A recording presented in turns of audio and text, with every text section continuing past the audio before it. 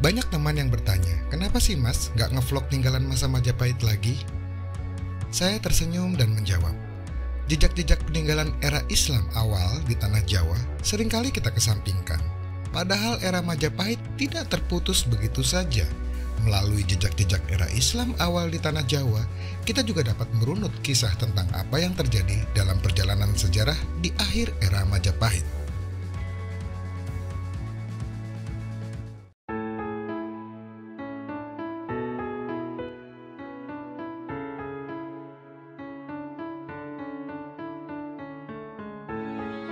Assalamualaikum warahmatullahi wabarakatuh. Halo sahabat Arkeovlog, jumpa lagi. Apa kabarnya? Semoga semua selalu dalam kondisi sehat dan bahagia. Amin ya robbal alamin. Ketemu lagi dengan saya yang mencoba berbagi pengalaman, pemikiran, keingintahuan, dan perasaan yang terdalam melalui video-video vlog perjalanan saya. Sebelum menonton video ini, jangan lupa kopinya diseruput dulu ya. Terima kasih.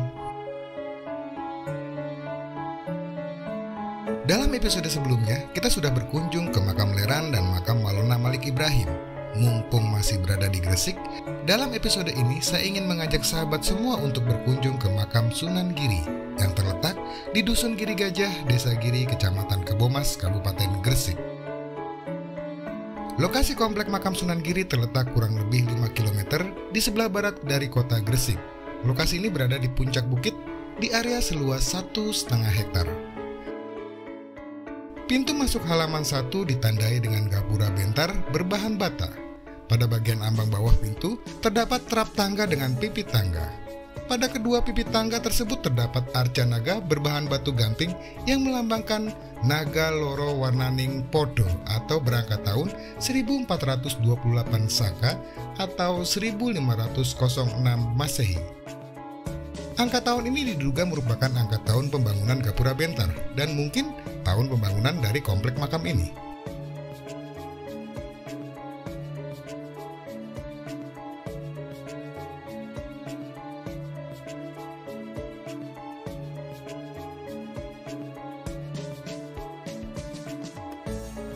Cerita kesejarahan dari Sunan Giri saya himpun dari berbagai sumber.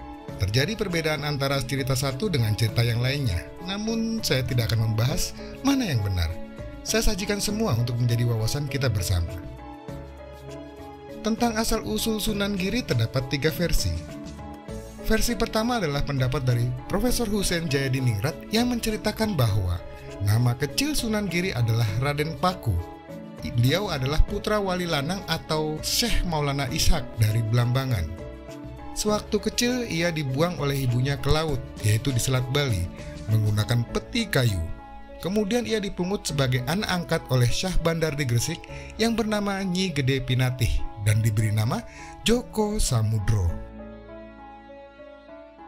Versi kedua, ada pendapat yang menyatakan bahwa Sunan Giri juga merupakan keturunan dari Rasulullah SAW, yaitu melalui jalur keturunan dari Husain bin Ali. Versi ketiga adalah kisah yang termuat dalam Hikayat Banjar. Pangeran Giri alias Sunan Giri merupakan cucu dari Putri Pasai dan Dipati Hangrok alias Brawijaya ke-6. Perkawinan Putri Pasai dengan Dipati Hangrok melahirkan seorang putra yang tidak disebut namanya, kemudian menikah dengan Putri Raja Bali. Dari pernikahan itu kemudian melahirkan Pangeran Giri atau Sunan Giri. Lebih lanjut diceritakan bahwa setelah remaja, Raden Paku belajar kepada Sunan Ampel bersama putra Sunan Ampel yaitu Maulana Makdum Ibrahim yaitu Sunan Bonang. Keduanya kemudian pergi ke Pasai untuk belajar tasawuf dan tauhid. Di Malaka, keduanya diterima oleh Maulana Ishak yaitu Syekh Awalul Islam.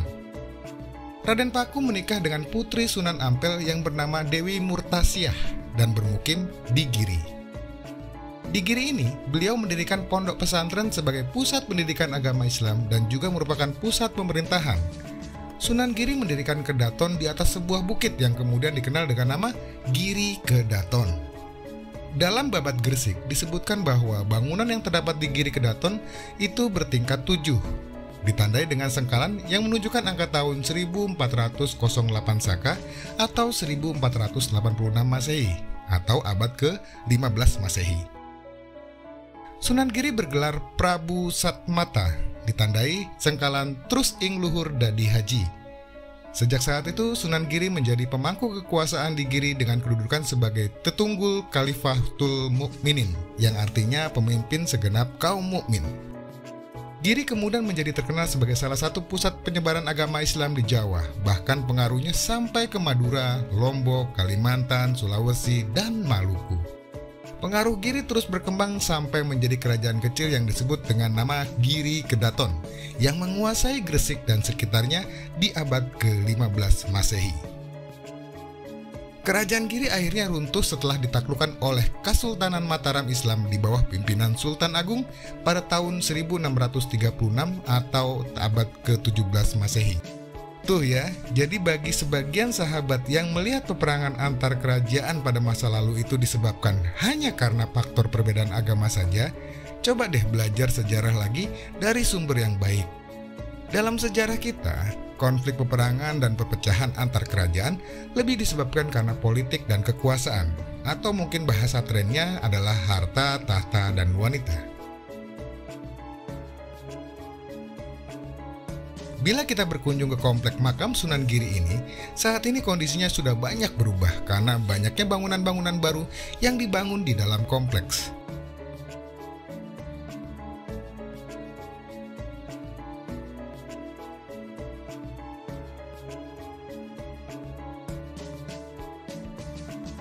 Dalam kesempatan ini saya ingin mengajak sahabat semua untuk melihat beberapa foto dan gambar lama yang menggambarkan kondisi komplek makam Sunan Giri pada waktu tahun 1940-an.